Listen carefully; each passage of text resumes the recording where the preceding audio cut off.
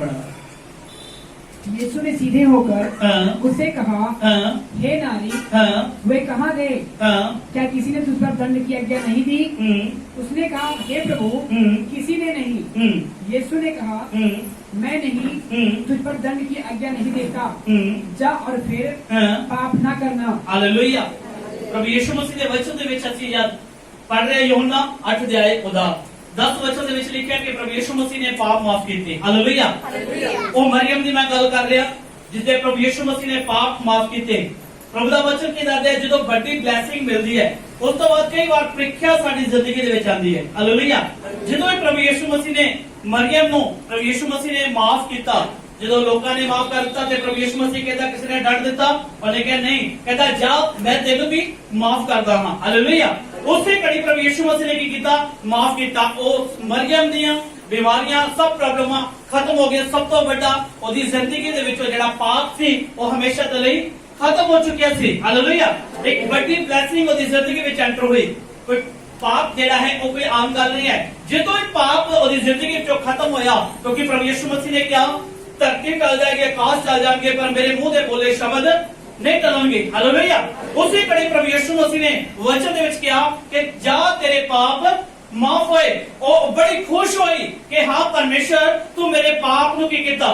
क्षमा कर दिता, तू मैंने माफ कर दिता। हालेलुया। एक बड़ी ब्लेसिंग मिली और थोड़े समय ਦੇ ਬਾਅਦ ਕੀ ਹੋਇਆ? ਉਹ ਬੜੀ ਆਨੰਦਿਤ ਦੇ ਵਿੱਚ ਨੇ, ਬੜੀ ਖੁਸ਼ੀ ਦੇ ਵਿੱਚ ਨੇ। ਕੁਝ ਦਿਨਾਂ ਦੇ ਬਾਅਦ, ਕੁਝ ਸਮੇਂ ਦੇ ਬਾਅਦ ਉਹਦਾ ਜਿਹੜਾ ਭਰਾ ਹੈ ਉਹ ਮਰ ਚੁੱਕਿਆ ਹੈ। ਹਾਲੇਲੂਇਆ। ਉਹਦਾ ਭਰਾ ਕੀ ਹੈ? ਮਰ ਜਾਂਦਾ ਹੈ। ਹਾਲੇਲੂਇਆ।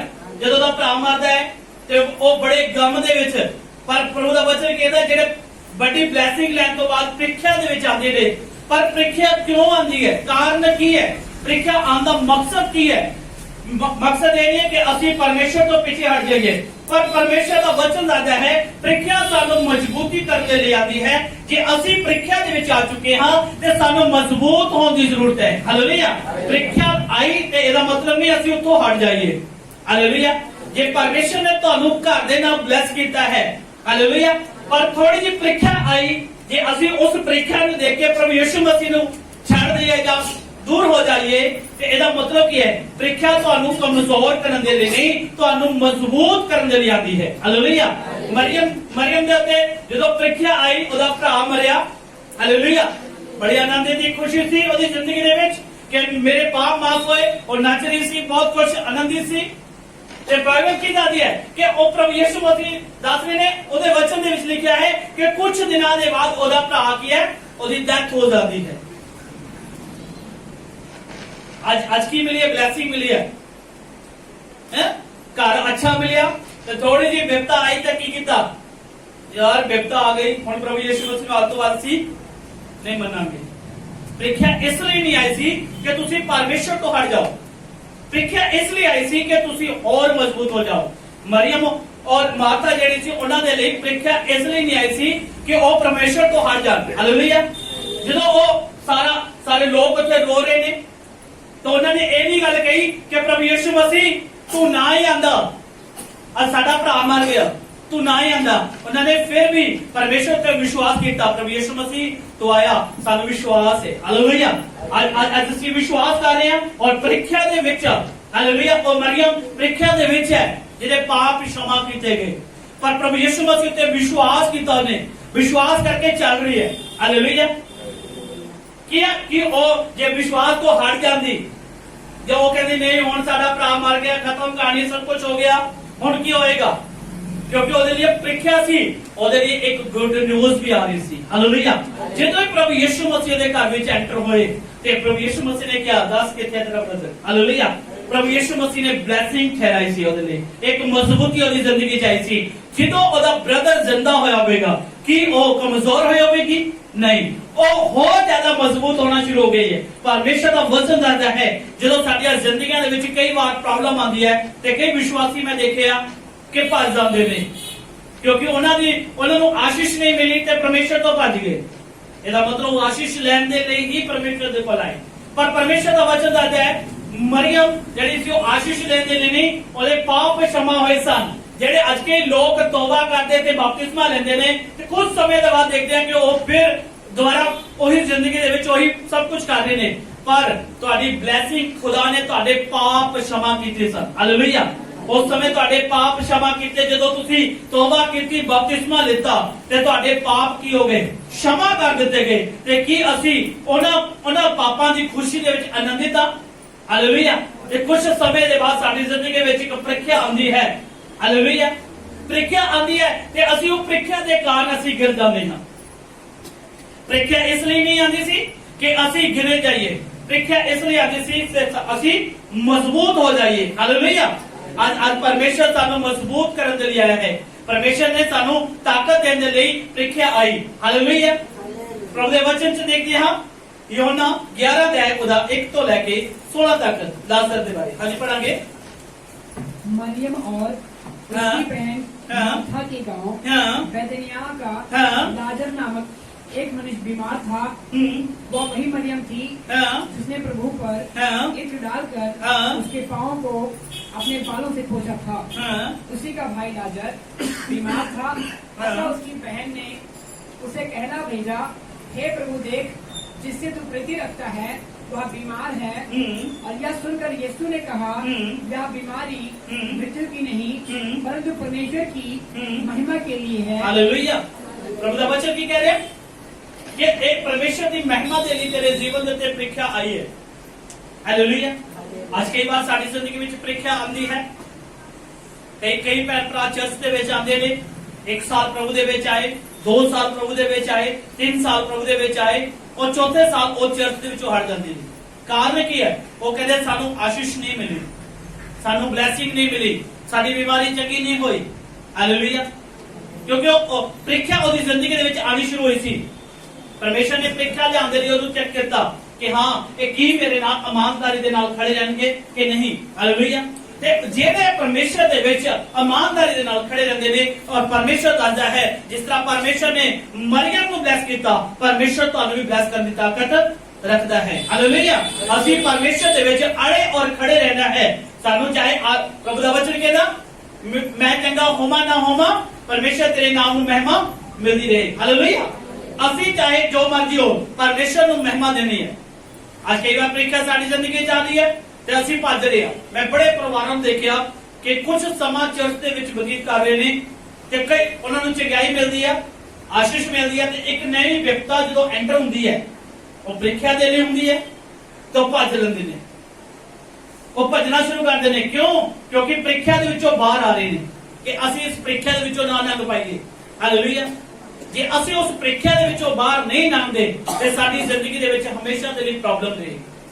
ਜੇ ਅਸੀਂ ਪ੍ਰੀਖਿਆ ਦੇ ਵਿੱਚੋਂ ਲੰਘ ਚੁੱਕੇ ਹਾਂ ਤੇ ਪਰਮੇਸ਼ਰ ਸਾਨੂੰ ਗੁੱਡ ਨਿਊਜ਼ ਦੇ ਨਾਲ ਬਲੈਸ ਕਰਨਾ ਸ਼ੁਰੂ ਕਰ ਦੇਗਾ। ਹਾਲੇਲੂਇਆ। ਪਰਮੇਸ਼ਰ ਦਾ ਵਚਨ ਦੱਸਦਾ ਹੈ ਡੈਨੀਅਲ ਦੇ ਬਾਰੇ। ਡੈਨੀਅਲ ਦੇ ਉੱਤੇ ਪ੍ਰੀਖਿਆ ਆਈ ਜਦ ਉਹਨੂੰ ਸ਼ੇਰਾਂ ਦੇ ਘੋਰਨੇ ਦੇ ਵਿੱਚ ਪਾ ਦਿੱਤਾ ਜਾਣਾ ਸੀ। ਉਹਦੇ ਉੱਤੇ ਪ੍ਰੀਖਿਆ ਆਈ, ਪਰ ਡੈਨੀਅਲ ਉਸ ਪ੍ਰੀਖਿਆ ਦੇ ਵਿੱਚ ਇਹ ਨਹੀਂ ਕਿਹਾ, ਰਾਜੇ ਨੂੰ ਇਹ ਨਹੀਂ ਕਿਹਾ ਕਿ ਹਾਂ ਵੀ ਮੈਂ ਤੇਰਾ ਤਾਂ ਖਾਸ ਬੰਦਾ ਵਾਂ, ਮੈਨੂੰ ਬਚਾ ਲਾ ਤੂੰ। ਨਹੀਂ, ਉਹਨੇ ਕਿਹਾ ਮੇਰੇ ਲਈ ਇਹ ਪ੍ਰੀਖਿਆ ਦੀ ਇਮਤਿਹਾਨ ਦੀ ਘੜੀ ਹੈ। ਪਰ ਉਹ ਪਰਮੇਸ਼ਰ ਦੇ ਵਿੱਚ ਅੜਿਆ ਔਰ ਖੜਿਆ ਰਿਹਾ।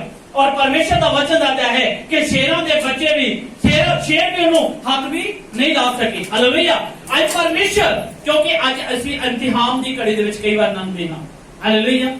ਜਦੋਂ ਅਸੀਂ ਇਮਤਿਹਾਨ ਦੀ ਘੜੀ ਦੇ ਵਿੱਚ ਚੱਲਦੇ ਹਾਂ ਤੇ ਦੇਖੋ ਡੈਨੀਅਲ ਵੀ ਸ਼ੇਰਾਂ ਦੇ ਘੋਰਨੇ ਵਿੱਚ ਛੱਡ ਦਿੱਤਾ ਗਿਆ, ਪੂਰੀ ਰਾਤ ਉਸ ਵਿੱਚ ਰਿਹਾ, ਮਤਲਬ ਪੂਰੀ ਰਾਤ ਇਮਤਿਹਾਨ ਦੀ ਘੜੀ ਦੇ। ਉਹ ਤੁਹਾਡੇ ਲਈ 1 ਸਾਲ ਹੋ ਸਕਦਾ, 1 ਦਿਨ ਹੋ ਸਕਦਾ, 6 ਮਹੀਨੇ ਵੀ ਹੋ ਸਕਦੇ ਨੇ, 2 ਸਾਲ ਵੀ ਹੋ ਸਕਦੇ ਨੇ ਇਮਤਿਹਾਨ ਦੀ ਘੜੀ ਦੇ ਲਈ। ਹਾਲੇਲੂਇਆ। ਪਰ ਜੇ ਅਸੀਂ ਅੜੇ ਔਰ ਖੜੇ ਰਹੇ ਤੇ ਪਰਮੇਸ਼ਰ ਤੁਹਾਨੂੰ ਸੁਪਰ ਬਲੈਸ ਕਰੇਗਾ। ਹਾਲੇਲੂਇਆ। ਜੇ ਅਸੀਂ ਉਸ ਇਮਤਿਹਾਨ ਦੀ ਘੜੀ ਤੋਂ ਬਾਹਰ ਆ ਗਏ, ਨਹੀਂ, ਪਹਿਲੀ ਮਾਫੀ ਪਰਮੇਸ਼ਰ ਨੇ ਤੁਹਾਨੂੰ ਫ੍ਰੀ ਦੇ ਦਿੱਤੀ। ਤੁਹਾਡੇ ਜਦੋਂ ਤੁਸੀਂ ਤੌਬਾ ਕੀਤੀ, ਪਾਪ ਮਾਫ ਕੀਤੇ ਗਏ। ਜਦੋਂ ਤੁਸੀਂ ਬਪਤਿਸਮਾ ਲੈਂਦੇ ਹੋ, ਤੁਹਾਡੇ ਪਾਪ क्षमा ਕਰ ਦਿੰਦਾ ਖੁਦਾ। ਇਹ ਕੋਈ ਛੋਟੀ ਗੱਲ ਨਹੀਂ ਹੈ।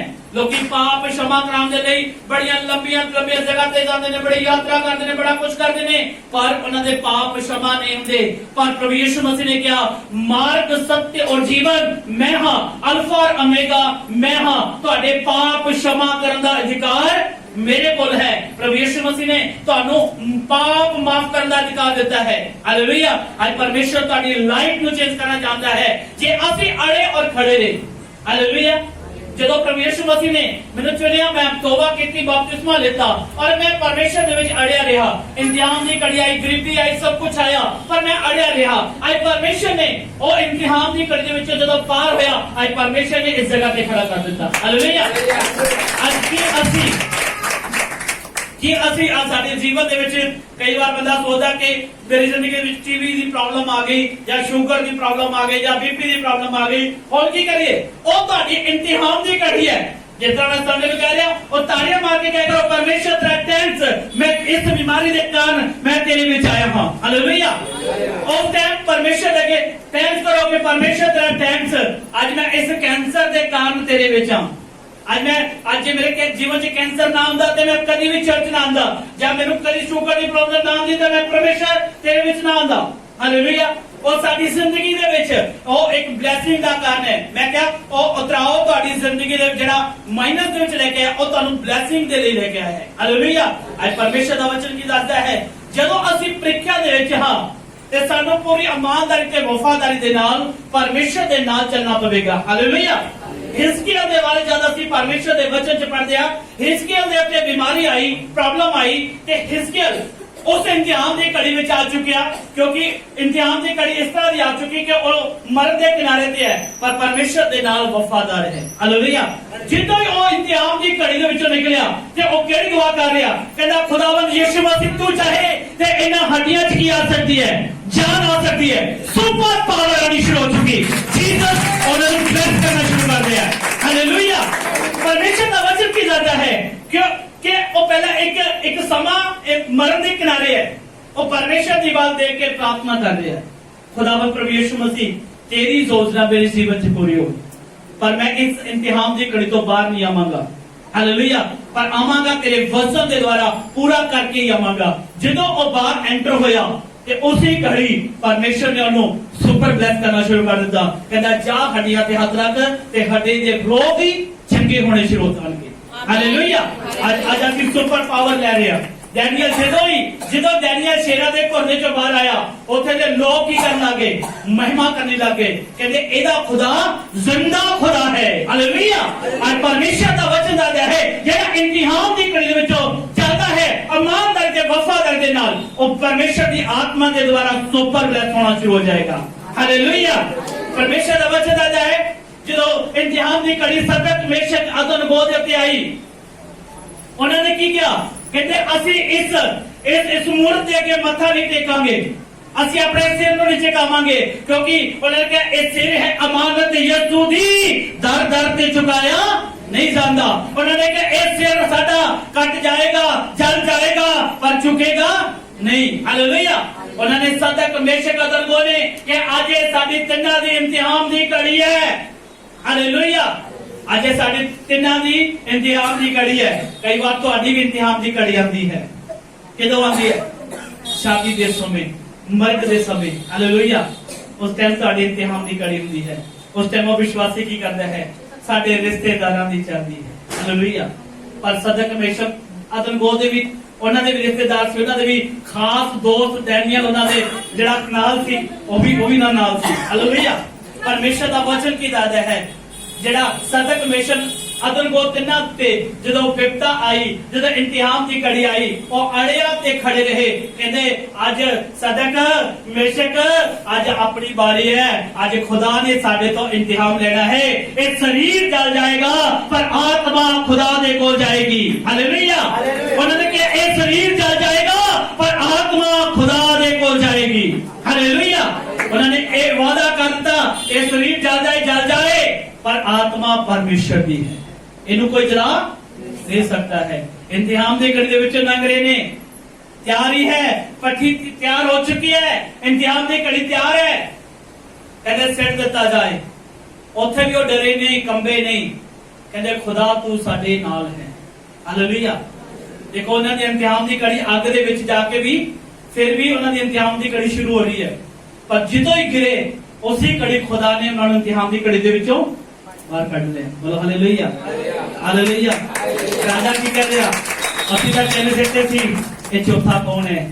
ਚੌਥਾ ਖੁਦਾਵੰਦ ਯਿਸੂ ਮਸੀਹ ਹੈ। ਅੱਜ ਜੇ ਤੁਸੀਂ ਬਿਮਾਰੀ ਦੇ ਕਾਰਨ ਅੱਜ ਆ ਕਿਸੇ ਕਰਜ਼ੇ ਦੇ ਕਾਰਨ ਇਮਤਿਹਾਨ ਦੀ ਘੜੀ ਦੇ ਵਿੱਚੋਂ ਮੈਂ ਕਿਹਾ ਖੁਦਾਵੰਦ ਯਿਸੂ ਮਸੀਹ ਜਿਸ ਤਰ੍ਹਾਂ ਸਦਕ ਮੇਸ਼ਕ ਅਬਦਨਗੋ ਨੂੰ ਪਰਮੇਸ਼ਰ ਨੇ ਕੱਢਿਆ ਸੀ ਵੈਸੀ ਸੇਮ ਖੁਦਾਵੰਦ ਯਿਸੂ ਮਸੀਹ ਤੁਹਾਨੂੰ ਵੀ ਕੱਢੇਗਾ ਹਾਲੇਲੂਇਆ ਪਰ ਅਸੀਂ ਇਮਾਨਦਾਰੀ ਤੇ ਵਫਾਦਾਰੀ ਦੇ ਨਾਲ ਪਰਮੇਸ਼ਰ ਦੇ ਨਾਲ ਬਣੇ ਰਹਿਣਾ ਹੈ ਹਾਲੇਲੂਇਆ ਅੱਜ ਸਾਡੀ ਜ਼ਿੰਦਗੀ ਦੇ ਵਿੱਚ ਕਈ ਵਾਰ ਬਲੇਸਿੰਗ ਮਿਲਦੀ ਹੈ ਤੇ ਇਮਤਿਹਾਨ ਦੀ ਘੜੀ ਵੀ ਆਉਂਦੀ ਹੈ ਹਾਲੇਲੂਇਆ ਇਮਤਿਹਾਨ ਦੀ ਘੜੀ ਦੇ ਵਿੱਚ ਕੀ ਅਸੀਂ ਵਫਾਦਾਰ ਹਾਂ ਕਿ ਨਹੀਂ ਜੇ ਅਸੀਂ ਵਫਾਦਾਰ ਹਾਂ ਤੇ ਮੈਂ ਕਿਹਾ ਇਮਤਿਹਾਨ ਦੀ ਘੜੀ ਲੰਬਾ ਸਮਾਂ ਨਹੀਂ ਚੱਲੇਗੀ ਮੈਂ ਕਿਹਾ ਕੁਝ ਦਿਨ ਕੁਝ ਘੰਟੇ ਦੇ ਲਈ ਤੁਹਾਡੇ ਨਾਲ ਰਹੇਗੀ ਮੈਂ ਕਿਹਾ ਖੁਦਾਵੰਦ ਯਿਸੂ ਮਸੀਹ ਨੂੰ ਖਤਮ ਕਰ ਦੇਗਾ ਹਾਲੇਲੂਇਆ ਹਾਲੇਲੂਇਆ ਅਜ਼ੂਬ ਦੇ ਉੱਤੇ ਪਰਖ ਆਈ ਇਮਤਿਹਾਨ ਦੀ ਘੜੀ ਆਈ अजूब घबराया नहीं कोड हो गया सब कुछ हो गया धन चलेगा दौलत चलेगे बच्चे चलेगे कहता परमेश्वर तू ही मैनू इहदे विचों कढेगा हालेलुया तू ही मैनू इहदे विचों कढेगा जे तू नहीं कढेगा होर कोई दुनिया दी ताकत नहीं कर सकती हालेलुया ओदी वाइफ ने भी कह देता कहंदे हुण तां अपने परमेश्वर नू फिटे मुंह कह दे कुछ भी कह दे कहता नहीं कहता उसने दिता उसने ले लिया ओदा नाम मुबारक हालेलुया बड़े परमेश्वर ने एक बार भी निंदा नहीं बोली एक बार भी परमेश्वर ने कुछ नहीं किया उन्हें कहा परमेश्वर मैंने इस परीक्षा ਦੇ ਵਿੱਚੋਂ ਜ਼ਰੂਰ ਕੱਢੇਗਾ ਹਾਲੇਲੂਇਆ ਅੱਜ ਜੇ ਤੁਸੀਂ ਕਰਜ਼ੇ ਦੇ ਵਿੱਚੋਂ ਬਿਮਾਰੀਆਂ ਦੇ ਵਿੱਚੋਂ ਦੁੱਖ ਦੇ ਵਿੱਚੋਂ ਕਿਸੇ ਵੀ ਪ੍ਰੋਬਲਮ ਦੇ ਵਿੱਚੋਂ ਮੈਂ ਕਿਹਾ ਇਹ ਪ੍ਰੀਖਿਆ ਦੀ ਘੜੀ ਹੈ ਹਾਲੇਲੂਇਆ ਕਿਹੜੇ ਲੋਕ ਸਮਝਦੇ ਨੇ ਅੱਜ ਜੇ ਤੁਸੀਂ ਪ੍ਰੀਖਿਆ ਦੀ ਘੜੀ ਦੇ ਵਿੱਚੋਂ ਤੇ ਮੈਂ ਕਿਹਾ ਖੁਦਾਵੰਦ ਯਿਸੂ ਮਸੀਹ ਜਿਸ ਤਰ੍ਹਾਂ ਸਦਕ ਮੇਸ਼ਕ ਅਬਦਨਗੋ ਨੂੰ ਕੱਢਿਆ ਸੀ ਜਿਸ ਤਰ੍ਹਾਂ ਡੈਨੀਅਲ ਨੂੰ ਪਰਮੇਸ਼ਰ ਨੇ ਕੱਢਿਆ ਸੀ ਮੈਂ ਕਿਹਾ ਵੈਸੇ ਹੀ ਸੇਮ ਪਰਮੇਸ਼ਰ ਤੁਹਾਨੂੰ ਜ਼ਰੂਰ ਕੱਢੇਗਾ ਹਾਲੇਲੂਇਆ ਅੱਜ ਉਸ ਜਗ੍ਹਾ ਤੇ ਆਪਣੇ ਆਪ ਨੂੰ ਮਹਿਸੂਸ ਕਰੇ ਕਿ ਮੈਂ ਉਸੇ ਨਗਰ ਦੇ ਵਿੱਚ ਉਸੇ ਗਲੀ ਦੇ ਵਿੱਚ ਖੜਾ ਹਾਂ ਆਪਣੇ ਅੱਖਾਂ ਬੰਦ ਕਰਕੇ ਆਪਣੇ ਹੱਥ ਉਠਾ ਕੇ ਪ੍ਰਾਰਥਨਾ ਕਰੇ ਕਿ ਪਰਮੇਸ਼ਰ ਮੈਂ ਅੱਜ ਉਹੀ ਪ੍ਰੀਖਿਆ ਦੇ ਵਿੱਚ ਹਾਂ ਜਿਸ ਤਰ੍ਹਾਂ ਸਦਕ ਮੇਸ਼ਕ ਅਬਦਨਗੋ ਸੀ ਪਰਮੇਸ਼ਰ ਨੇ ਉਸੇ ਨਗਰ ਦੇ ਵਿੱਚ ਉਸੇ ਮਹਿਲ ਦੇ ਸਾਹਮਣੇ ਉਸੇ ਰਾਜੇ ਦੇ ਪੁਤਲੇ ਦੇ ਸਾਹਮਣੇ ਖੜਾ ਹਾਂ ਪਰਮੇਸ਼ਰ